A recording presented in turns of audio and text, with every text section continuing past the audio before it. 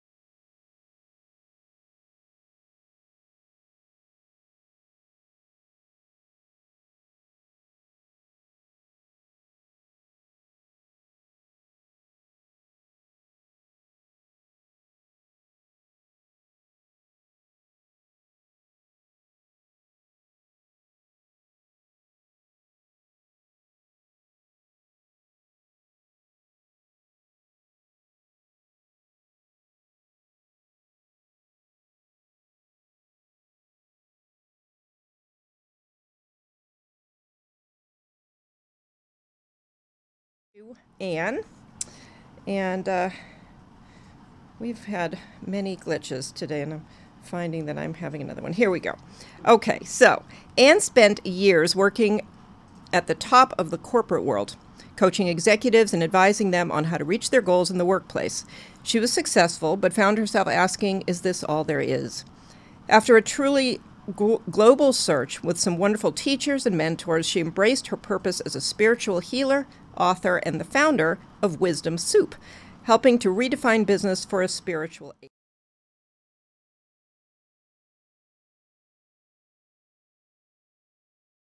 What that is, and to tell you more about how she helps entrepreneurs and other, basically everyone, to understand spirituality and business. So Anne, welcome. Thanks so much, Michelle. It's great to be here. Yeah, thank you so much for coming on.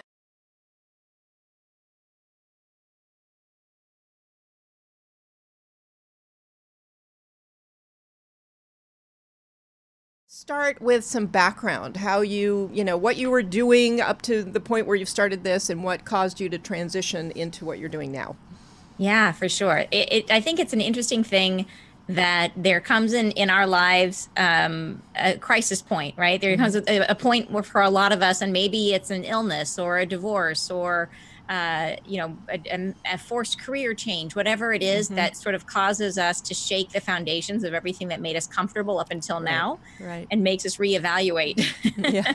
And for me, my process shifting started originally with a divorce, and then it unfolded over the next several years. I was working as an executive coach, mostly in Fortune 500 companies, tech companies, med tech companies, all very left brain.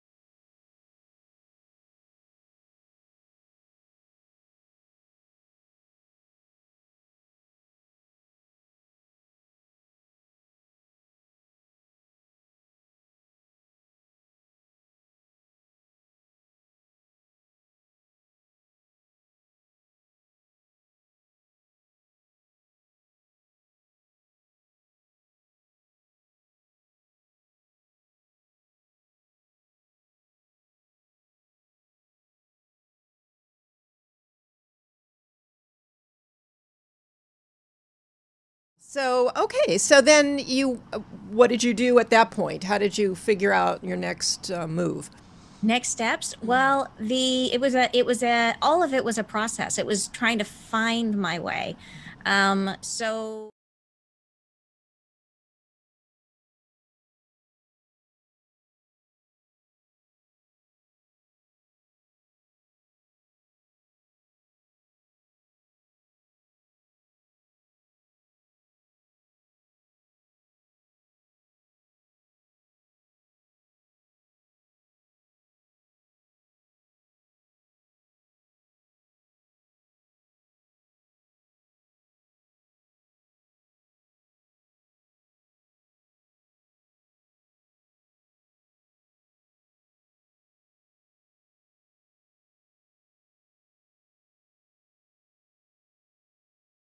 one person. And I put myself out there as the speaker. The first speaker is like the guinea pig speaker in case nobody showed. Right.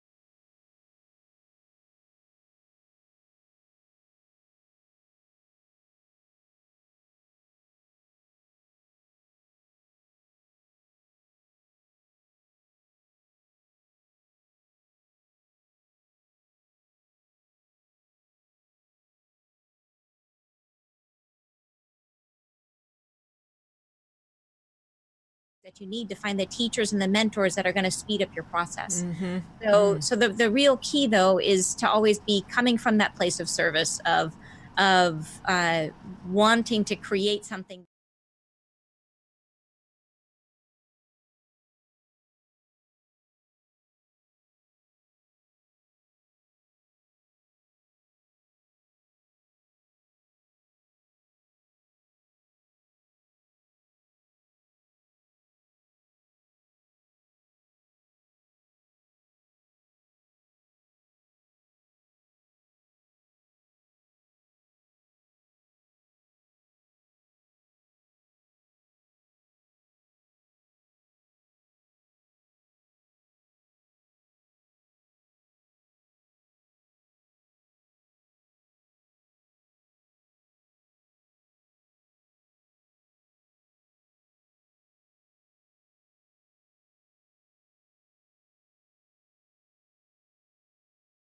Of those things that grew, and I published a book at around the same time, which got me out there into the greater world, where I was making more of these connections, and I started recognizing that there isn't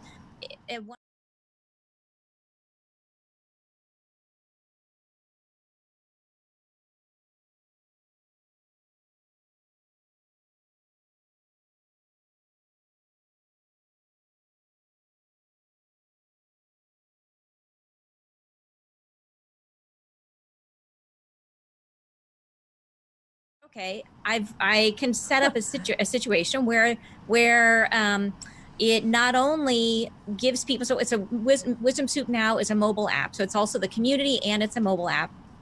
And Love people it. can go on there and they can, there's a feed where you can read posts from different teachers. You can also post yourself. So if you have a question, if there's something that comes up, there's a really active community that will dialogue and talk with you. So you had some new experience, people can help you interpret it and understand it. Nice. But there's also a wide array of different types of teachers on there that have all been they're people that I know and use and have worked with and are amazing across the board. So that's the idea, is it gives you a place to go where, and the hope is to speed up your path so that you're not people have a tendency to find a teacher they like, and then they work with them, and until they get to a place where they outgrow that teacher and they need the next one. But if they don't find the next one, they stall, right? They stall, or they lose their momentum. And what would happen if that stall never happened? What would happen if they went directly from one to the next, to the next, to the next, right? How much more awake could we become? Right. If we condensed all that and made it happen more easily and in a more organic way.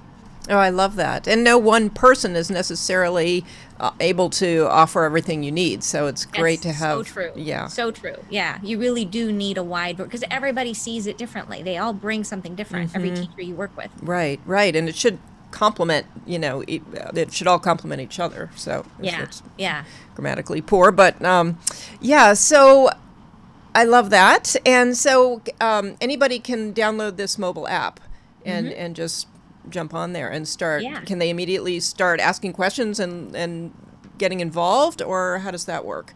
Yeah, it's on the Google Play and the App Store. It's called Wisdom Soup. And once they download it, it'll take them right to the feed, and you can browse through and read different articles, and anybody can post. Okay. And then the way to find teachers, there's a little hamburger menu on the side.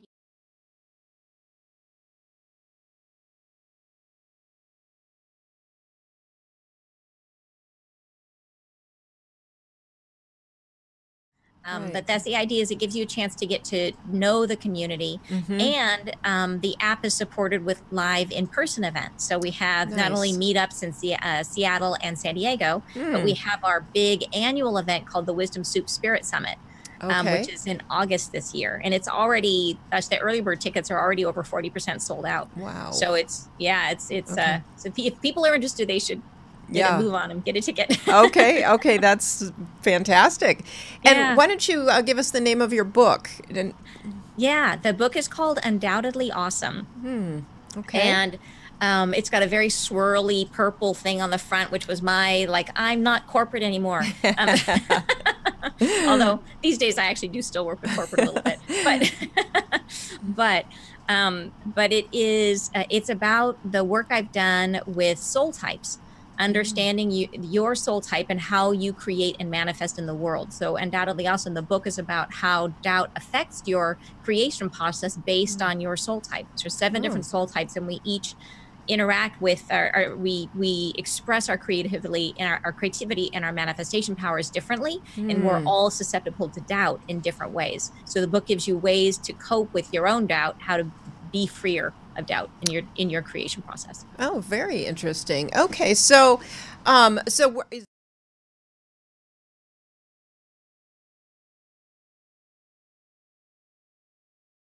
are 2 different things. Okay. So I think doubt comes from the process that you're using, and I'm big on process when it comes to how we create. That the way that people think and solve problems is all about that is how we manifest. That the way that we manifest in the world is by looking at, so it's one thing if you're trying to manifest something that's already existing. So say, for example, you're trying to manifest a first class upgrade on a flight, and that's already existing in the world. And so all you're trying to do is sort of visualize yourself having that first class upgrade, and you're just, feeling yourself being in the seat and drawing it towards you. And that's how you try to manifest yourself that first class upgrade, or the parking spot, or whatever it is that's already in existence. Right. If you're trying to create something that doesn't exist yet, it's a totally different process. Fascinating. Okay. And I don't think a lot of people realize this, but it makes perfect sense, right? That nature, when it tries to manifest something, it has to come through a process. It has to come through, these natural laws. It's ways, if you think about how a plant becomes a plant, it doesn't just go, poof, I'm a plant. It starts out, right? It draws energy, and it becomes a seed, and then it germinates, and it goes through these different stages. And then it blooms, and then it reseeds, and it's this whole cycle. Well, it's the same thing that's true for us. If you're trying to create a business, you have to follow the same laws of nature that nature follows. You have to go through this process. Okay. And each of us, as we're manifesting, we each embody creative energy. Creative energy is source energy. We each create in a different way. We're each manifesting in a different way. Right. And those different ways, if you look at the process that you use to create a business or to create anything, it takes takes all of those different. So what I say, there are 7 different types. And it takes every one of those 7 to create your business. But each of us has one. Each of us are best at one of those 7. We're best Okay. at one. We're good at 2 or 3 others. Okay. And then there's others that we just don't even see, that they're invisible to us. So it's in doubt, doubt comes in more along the process of how you think. And then this other aspect is really about looking at the things that you don't see. Those are things that you're actually in resistance to. Wow, this is fascinating. This really does take the idea of manifestation to a different level, and I've never thought of it that way in terms of process. So I think this is really fascinating. And we talked about this for a bit before the show too. I would love for you to just give us your take on what manifestation means, because everybody's using that term, and it starts to feel a little magical, and which in some ways it is. But I'd love for you to just sort of define it for people, since you're so tuned into it. Yeah, sure. So, and like I said, there are what I consider to be different forms of manifestation. And to manifest something, it means, if you really get down to the root of it, is that we create through our awareness. And this is not woo-woo. This is science. Is that, and it relates to how your brain perceives things. Is that where you direct your attention, where your attention goes, energy goes. And so if you're focused on something, you become more aware of it. So in terms of manifesting your life, is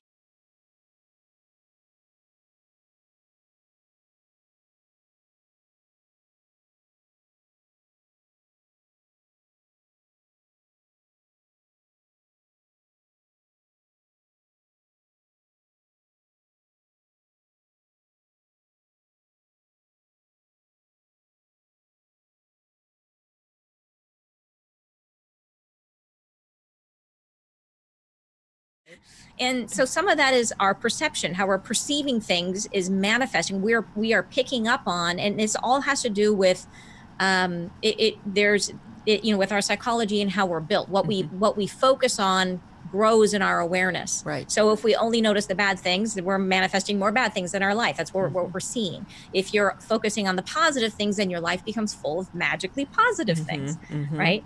But that you can take it a step further than that and say, okay, yes, my perception is creating what's happening around me because that's what I'm choosing to see. And then the next level beyond that is that you're actually putting out a frequency, whatever it is that you're thinking about, and most importantly, what you're feeling about, both consciously and subconsciously, is creating a frequency that other things vibrate in, and they match vibration with. Right. So if you are carrying a belief system that says everybody loves me, and you go out into the world and you're waving, everybody loves me. That's the vibration of energy, because we are all energy. Everything about you is energy. You're just a big pile of electrons and molecules that are buzzing around in there. That's all you are, is energy.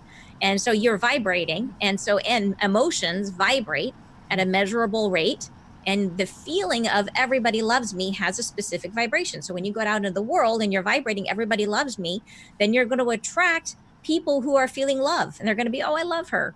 Right? You're going to draw that towards yourself. So your vibration brings in other things that are matching that vibration.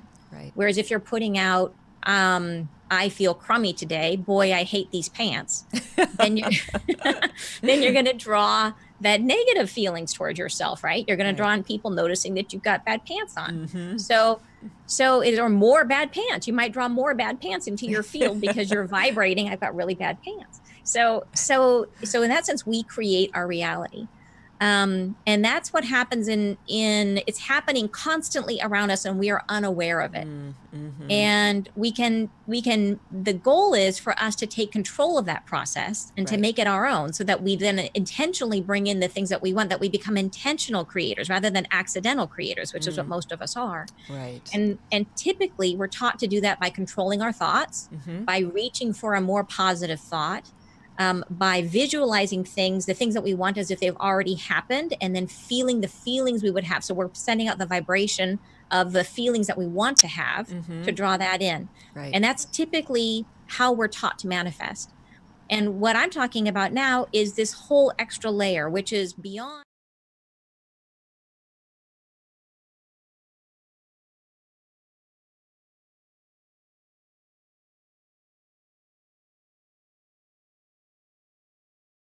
I love that. I love that next layer because we almost need that. There's not, I mean, what you described earlier is something that a lot of people might teach, but it sort of feels like there's another layer needed, and you Mm-hmm. don't Mm-hmm. necessarily hear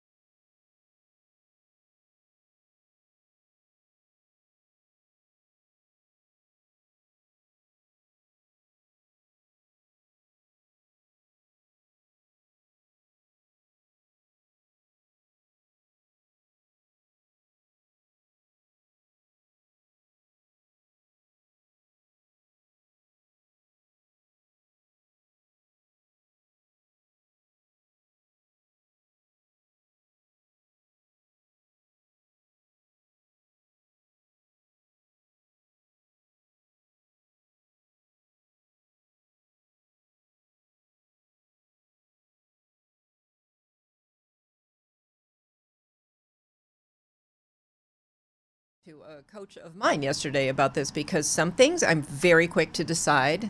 I have an intuitive knowing that it's the thing to do, whether I know why or not, and I can say yes. And other things I can literally take forever to decide. So how do I answer this? So what if it was, say, for example, you had to buy a new washer and dryer? Okay. Probably wouldn't agonize over that one. That's a quickie. You would what? I wouldn't agonize over that one. That would be a quick one. You would just decide it quickly? Yes. Okay. So in general, you would say, like, if you go to a restaurant, are you the one that pores over the menu, or you kind of know what you're going to get and you go for it? Well, I really like food of all kinds, so it can take me a little while, but I will decide. I'm not, I'll want to look at everything first, but then I'll decide. And compare, just to get a little bit more clarity on it, to compare yourself to your friends or to your family. Are you slower or faster than they are? Boy.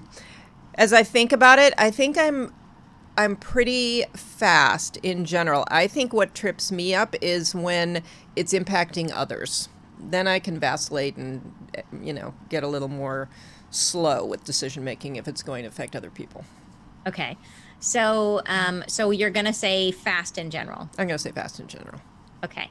So then the next question would be, when you're, say you run into somebody at the grocery store that you know, and are you going to, and you're talking about how have you been, are you going to tell them just the facts and the details of what you've been up to? Or are you going to give them the whole emotional back package about this is how it affected you? So are you going to say, yeah, today I went to the store and I bought some chips and I did this and I did that, and it was a nice day. How about you? Or are you going to say, oh my gosh, I went to the store and they were out of the cereal that I love, and then I saw this other cereal brought me back to when I was a child, and it brought all these memories up and I felt so sad. Which one are you on the polar scale of 1 to 10? You can go all the way super logical and just the facts and details, or super expressing of your feelings. Where would you say on that spectrum? I'm closer to the logical, so maybe like a 3 or something.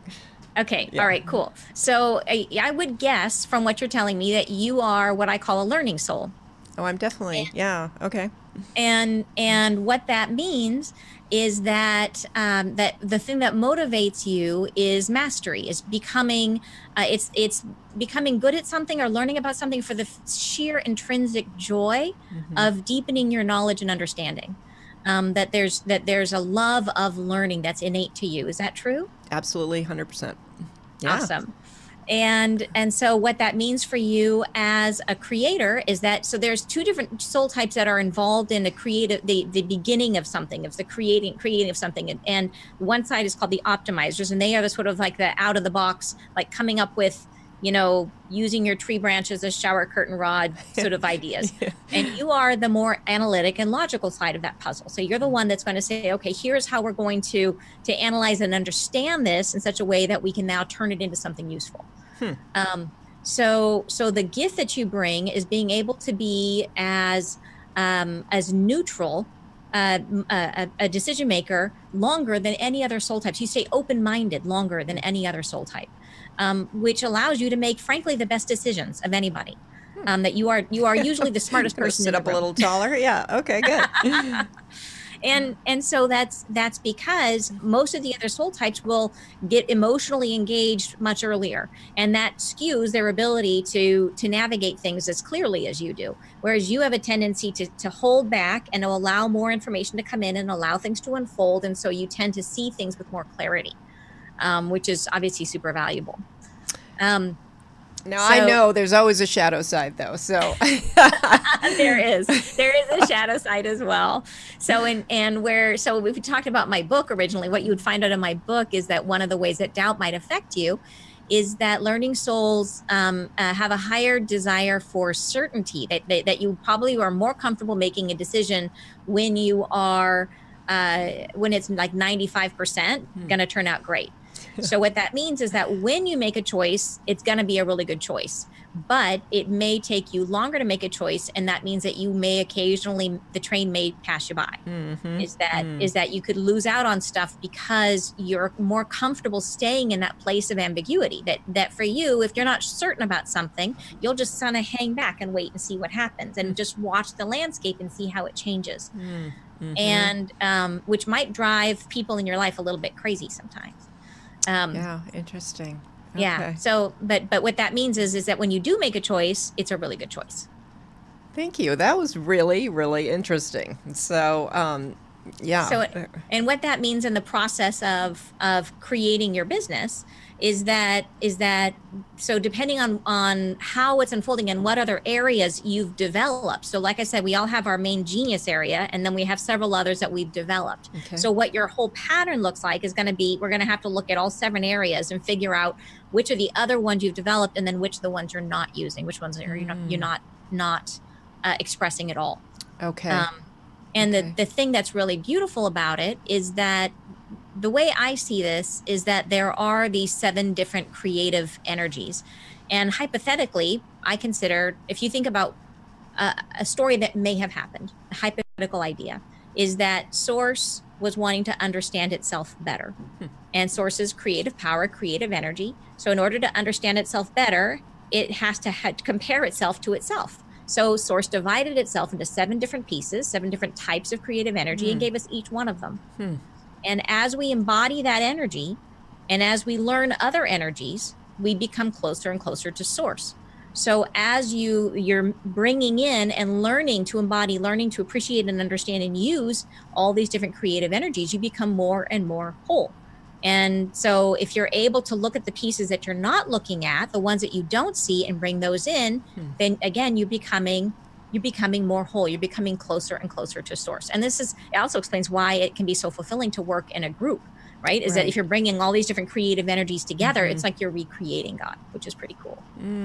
Wow, that is beautiful. So I love this. And so does your book explain this? Because I really want to go further. And yeah. The book explains all about the 7 different soul types and how the process works. And then this next layer, which is about how you bring something into reality, that's new material that I'm just teaching now, that I don't have a book on it yet. I'm in the process of teaching it right now. Okay. And so anyone who is feeling at all stuck in any area, I would imagine, will benefit from this. Yeah, for sure. Okay. Yeah, it's incredibly helpful once you understand stuff like this. It's happening in our heads, and it's like when you learn to walk, you don't think anymore about how you walk, right? You just do it. Right. And when you're thinking, you don't think about how you think. You don't analyze your own thought process. You just do it naturally. Right.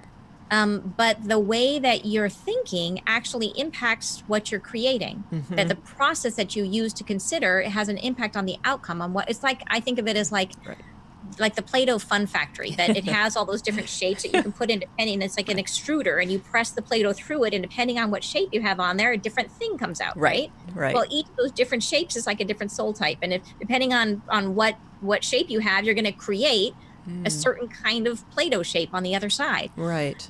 And so if we're not understanding what it is that we're doing, maybe you're creating Play-Doh hair, but instead you want to create Play-Doh something else. Right? You got to understand which shape to put on. How do I do this? Right. It's all about learning. What are the different energies that you have to hold? What are the different thought processes you have to use? What are the different motivations? So that's what I'm working with people now, specifically business owners and people who are starting businesses, helping them to understand where their gaps are, and then showing them this is how you hold these different energies, and this is what you can create when you do it. Can you give us a couple of examples of what you often see with entrepreneurs? Sure. So in terms of what people's gaps might be? Yeah. So one example might be, say, for example, let's imagine that you had a business, because we know that you're a learning soul. So we know that you're going to be really, really great at spotting the gaps in things. We know you're going to be great at analysis. You're going to be able to look at things and understand them very quickly. And you're most likely going to be good at creating your offering. But you may have gaps in, say, for example, sales, right? Maybe that's not something that comes naturally to you, that you're not familiar with that process. Right. Or you may have gaps in how do I express it, right? How do I say it in such a way that that's real clarity? Right. Because one of the things that, particularly people who are learning souls, they have a tendency to love all the data, to love and they assume that the best way to give you any data is to give you 100% of the data. Yeah. I know from experience that's not true. Yeah, it's not the best way. Yeah. Right. And so, but that is a stumbling block that a lot of learning souls might run into is okay. So one of the things they would work on is embodying this other soul type, which I call the expressive soul. And the expressive soul is all about getting to the heart of what the drama or the crucial point in something is, to make you care about it. So when you're trying to talk about what it is that you're offering, you want to be able to tell it to people in a way that makes them go, oh gosh, I need that, right? How can that help me? So a learning soul, the expressive soul, what's distinctive about them is they are the they heart and then out, which is what most of us do. Expressives, they go heart, mouth, they say it exactly as they feel it. You know what, Anne, if you wouldn't mind repeating that, because we had a little tiny internet glitch just there. Oh, yeah, sure. So the expressive soul is. Yeah. The expressive soul, they speak directly from their heart, and they don't go from heart to head, spin it around 30 times and then come out the mouth, which is what most of us do. They just go directly from how they feel about it, and they express it from their mouth. So as they're listening about something or talking about something, they have a way of feeling into it. Where is the drama in this particular question? Where is the pain? Like, what is it that people care about? And they're feeling it from their heart. Right. And then they take that and they express it in a way that tells a story about you, about your life, about your problem, about what you're striving for, about what you're trying to create. They make you feel like you're part of something larger than yourself, right? And they express it in a way that then engages the listener in a way that makes it's like you're speaking their pain for them. Right. And it's the opposite, really, of what you might do if you were coming at it as a learning soul, saying, let me just show you all the data and help you to understand this in depth. And we'll be here for 3 years. Right. So most of us have one clear sort of, edge, or is it a few of these different soul types? Well, there's one that comes naturally to you. The one that you're born with is the one that comes naturally to you. And then there will be 2 or 3 others that you've gotten good at. Okay. And you can also be trained into them. So say, for example, if you were trained as a lawyer or trained as a doctor or something like that, then you can be trained into a particular way of thinking. Yeah.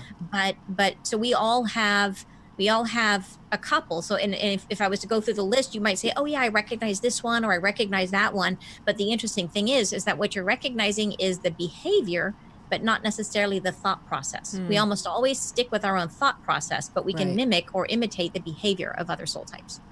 Very interesting. But then there's the piece that's really the Achilles heel of the whole puzzle is what are the pieces that you're not doing and not seeing.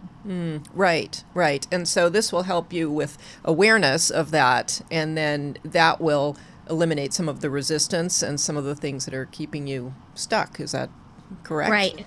Yeah. And sometimes we have deeper resistance to the things that we're not seeing. So sometimes there's energetic blocks that need to be cleared. That there could be reasons why. Say, for example, if your area where you're least comfortable is around building awareness, and you have a block around being seen, which is a fairly common block, where people feel uncomfortable being on camera. They feel uncomfortable standing up in front of a crowd. And that can be an energetic block, an emotional block that's in your body that can be cleared with energy healing. I love that. Okay. Well, we are close to time here, and I want to make sure that everyone has an opportunity to get the very generous gift that you've offered to people listening today. And so I have a link from my site. It's limitfreelife.com/gift. And so if you go to that URL, you'll have an opportunity to sign up and receive a 30-minute consultation with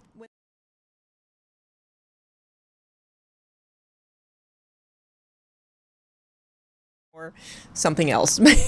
Yes. So go ahead. Oh, there is also, if people want to find out what their soul type is, if they go to the webpage for my book, undoubtedlyawesome.com, there's a free survey on there that they can take that will tell them their soul type. Well, with that, I'm going to let you tell people all the ways that they can get in touch with you or learn more about you and what you do. Oh, okay, sure. So that was, I just mentioned the survey. If you'd like to take that, that's free. Then Wisdom Soup is the app that's available on the Google Play or on the App Store. And that's a wonderful community you can join, and you can find wonderful teachers and mentors who can help you along on your path. And I am also starting a mastermind that's actually coming at the beginning very quickly this upcoming.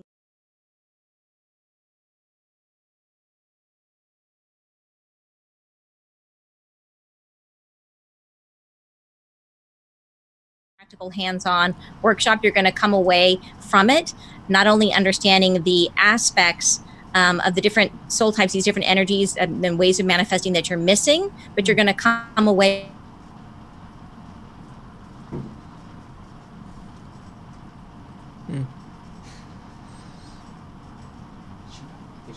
And did I lose you there, Michelle? You did. So I'm so sorry.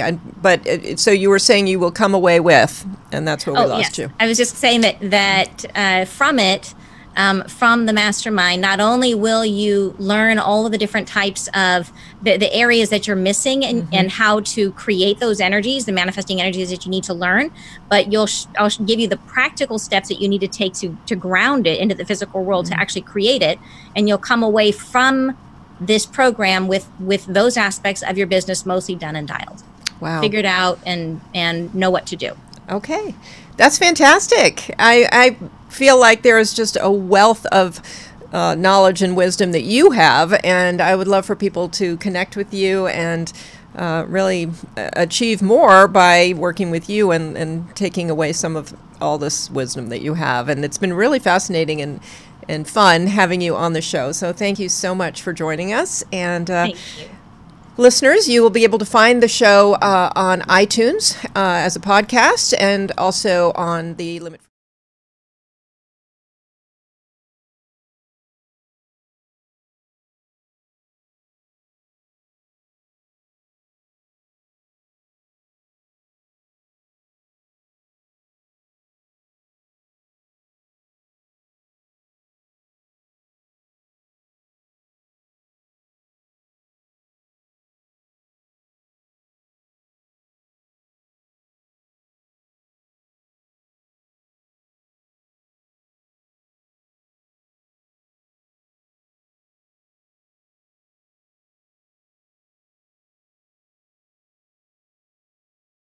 is yours to create. This is your piece of art that you can create in your life, and there's really nothing stopping you. Overall, most of us can learn what we need to learn and figure out what we need to figure out and create that fabulous career or business that we dream about, and there's really no reason to think that you can't. My name is Michelle Perkins, and I am the CEO and founder of a company called Limit Free Life.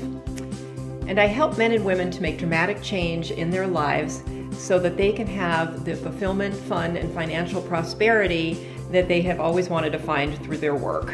The main services I offer through Limit Free Life are one-on-one private coaching, group coaching, trainings and seminars, and business consulting.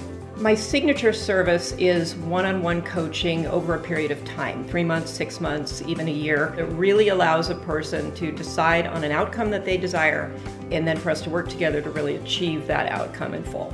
The type of clients that I typically work with are professional men and women who are driven to do more, who might be entrepreneurs, but also career professionals who work in organizations, who are really looking to do more with their lives and very open to thinking in new ways about what they're doing, and who are willing to take responsibility, do the work, make some changes, and who don't say I can't a whole lot.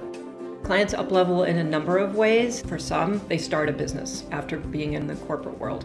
For others, they have an existing business and they really figure out the key and the formula to making that business grow and take off.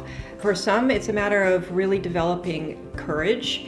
And for many, it's a matter of up-leveling their view of themselves, what they're capable of, how powerful they are, what their strengths are, and where they can go in life. What I see also is that there's a spark that kind of gets lit, and that flame keeps growing within them, and there are things that they want that maybe they were reluctant to even express that they wanted, and now they just go for it. They have bigger wants and bigger dreams than they had before, and the sense that they can achieve those things. I feel very strongly that money beliefs are foundational to developing a business that can scale and grow and become the business that you want it to be, whatever level of success that is. And for people who feel stuck or their business isn't going the way they want, a lot of times it comes back to some of these money beliefs. So as a certified money mindset coach, I have the training to help people understand where their hidden money beliefs are either interfering in their lives or businesses or coming into play in some fashion in all the decisions that they're making, both in their business and in their life. The overall mission behind my work is to help people love their work, to find satisfaction, fulfillment, fun, and also to be financially prosperous in what they're doing. That combination to me is a perfect recipe for making work a great part of your life. And so that's my vision, is for people to see work and money as allies in their life and things they can lean on so that they have something that makes them feel important and something that gives them a place to go to develop a sense of identity and purpose and meaning in the world. My greatest hope for my clients is that they will develop a holistic relationship with work, money, and life, and there won't be this separation where they go to work and then they live their life after work, and they will develop work or businesses that they love, that they look forward to going to, and that give them the freedom and the income and the happiness that they're looking for in their life.